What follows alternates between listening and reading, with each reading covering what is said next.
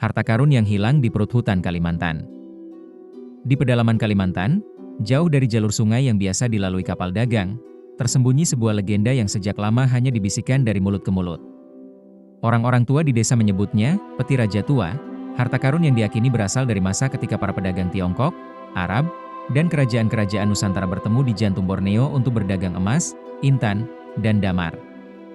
Menurut catatan Belanda abad ke-18 yang ditemukan di arsip Batavia, ada laporan tentang sebuah ekspedisi VOC yang hilang di Sungai Kayan. Dokumen itu mencatat, "Kami menemukan bekas dermaga batu dan sebuah ukiran menyerupai naga pada tebing. Terdapat peti berisi kepingan emas, namun perjalanan terhenti setelah pasukan kami diserang oleh suku yang belum kami kenali. Catatan ini mungkin menjadi yang terakhir." Setelah itu, laporan menghilang begitu saja. Tidak ada tindak lanjut, tidak ada keterangan apakah peti emas itu sempat dibawa atau tertinggal di hutan. Penemuan jejak baru.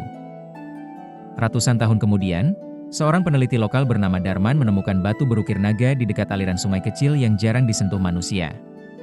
Yang mengejutkan, di sekitar lokasi itu terdapat keramik pecah bergambar aksara Tiongkok abad ke-15 serta manik-manik dari Arab. Penduduk Dayak setempat menyebut daerah itu sebagai tanah bertuah, tempat yang tak boleh disentuh sembarangan karena diyakini dijaga oleh roh leluhur. Darman, dengan rasa penasaran bercampur ragu, melakukan penggalian kecil. Di kedalaman sekitar 2 meter, ia menemukan sebuah kepingan emas berbentuk koin tipis dengan simbol yang bukan hanya asing, tapi juga tidak sesuai dengan koin kerajaan Nusantara manapun. Misteri yang belum terungkap. Berita penemuan itu cepat menyebar. Sebagian peneliti percaya koin itu adalah sisa dari perdagangan jalur sutra maritim yang singgah di Kalimantan, membuktikan bahwa pulau itu pernah menjadi simpul besar dalam peta perdagangan dunia. Namun sebagian lain berpendapat bahwa harta karun itu bukan hanya milik pedagang, melainkan perbendaharaan rahasia sebuah kerajaan hilang yang tidak pernah dicatat dalam sejarah resmi.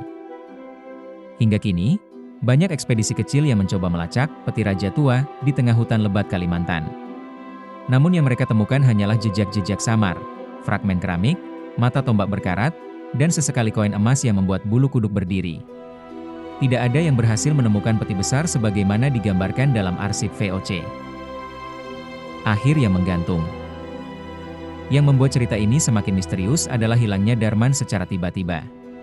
Setelah menemukan beberapa keping emas, ia berangkat lagi untuk ekspedisi lanjutan dan tidak pernah kembali. Perahu yang digunakannya ditemukan terikat rapi di pinggir sungai, tapi tanpa jejak dirinya.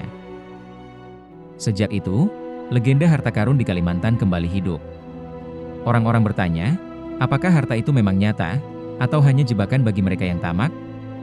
Ataukah memang ada sesuatu lebih tua dari sejarah, lebih gelap dari sekadar cerita rakyat, yang menjaga rahasia hutan itu? Hingga kini, harta karun tersebut masih menjadi misteri. Dan mungkin, di suatu tempat di perut hutan Kalimantan, peti raja tua masih menunggu orang yang cukup berani, atau cukup bodoh, untuk menemukannya.